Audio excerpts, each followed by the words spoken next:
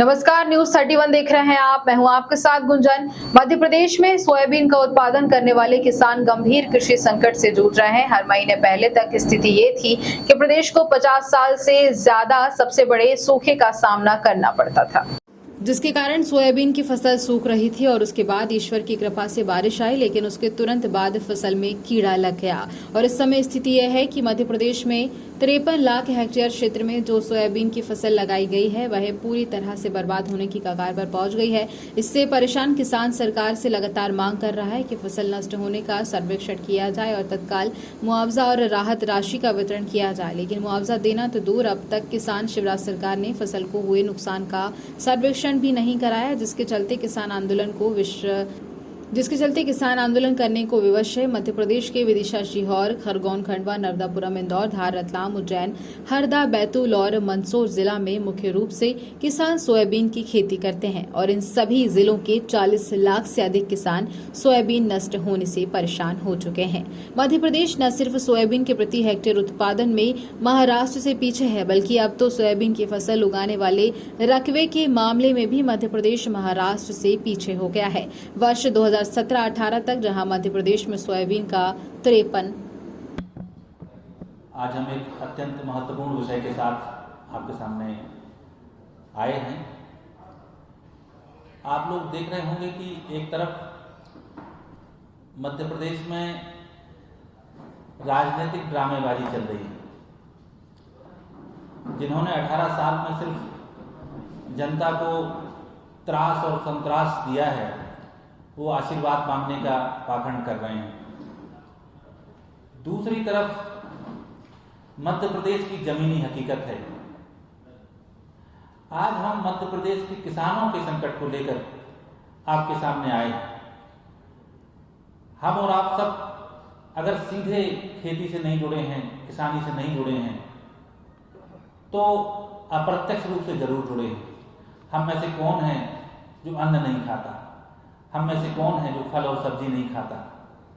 लेकिन हमारी ये जिम्मेदारी बन जाती है कि जब हमारा अन्नदाता संकट में हो और हमारी सरकार आपदा में उत्सव मना रही हो, तब हमें उसकी बात उठानी चाहिए। अगर आपने देखा हो तो पिछले 3-4 दिन में, या बल्कि हफ्ते भर से प्रदेश के अलग अलग जिलों में किसान कलेक्ट्रेट पर, मंडियों में, खेतों के बाहर प्रदर्शन कर रहे हैं। और इस समय जो सबसे ज़्यादा परेशान है वो सोयाबीन का किसान है। मध्य प्रदेश में करीब 53 लाख हेक्टेयर रकबे में इस बार सोयाबीन की फसल बोई गई थी। और उसमें से जो मोटा अनुमान है, जो किसान बता रहे हैं, जो जानकार बता रहे हैं कि 80% फसल बहुत बुरी तरह से खराब हो चुकी है। 40 लाख से 45 लाख तक किसान परिवार ऐसे हैं जो बुरी तरह तबाह हो गए। ये तबाह होने की वजह क्या है? सबसे पहले वजह पे आते हैं। इस बार 3 चीजें सोयाबीन की फसल के साथ हुई। पहले तो ये हुआ कि सूखे जैसी स्थिति बन गई। आप सबने रिपोर्ट किया कि मध्य प्रदेश में 50 साल का सबसे बड़ा सूखा पड़ रहा है। उस सूखे से फसलें झुलस गईं, बहुत फसल को नुकसान हो रहा था। तब ईश्वर की कृपा से बारिश आई, लेकिन बारिश इतनी ज्यादा आ गई कि उससे कहीं कहीं फसलें सड़ने लगी और फसलों में कीड़ा बड़े पैमाने पर लगा। कीड़े से फसलें खराब हुई सोयाबीन की। और जब ये बारिश रुकी तो उसके बाद उसकी जो सोयाबीन की फली थी वो चटक गई और खेत में ही उसका दाना झड़ गया। अब इन 3 स्टेप में आप कहेंगे ये तो प्रकृति की मार है। एक कहावत चलती है कि 2 तरह की आपदाएं होती हैं, एक होती है आसमानी और दूसरी होती है सुल्तानी। आसमानी आपदा तो ईश्वर के उससे आती है, लेकिन मध्य प्रदेश की ये आपदा सिर्फ आसमानी नहीं है। ये यहाँ के जो स्वघोषित सुल्तान हैं शिवराज जी, ये सुल्तानी आपदा है।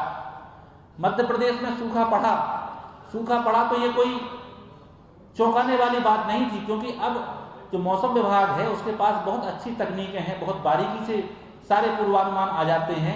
अप्रैल में ही ये पूर्वानुमान आ जाते हैं कि अगले 4 महीने जो चौमासा होता है, जो मानसून का सीजन होता है, उसमें किस तरह का स्थिति रहेगी, तो उसको तैयारी सरकार कर सके, इसके लिए वो आ जाता है। फिर मई में आता है, फिर जून में आता है। लेकिन शिवराज जी ने कोई फोरकास्ट मौसम का नहीं देखा, कोई तैयारी नहीं की, और सूखा जब आ गया और त्राही त्राही होने लगी तो उन महाकाल की आराधना करने लगे जिनके साथ ये पहला ही घोटाला कर चुके थे, जिनकी मूर्तियों में इन्होंने घोटाला किया था। इसी तरह की तमाम अपडेट्स के लिए News 31 पर बने रहिए। नमस्कार।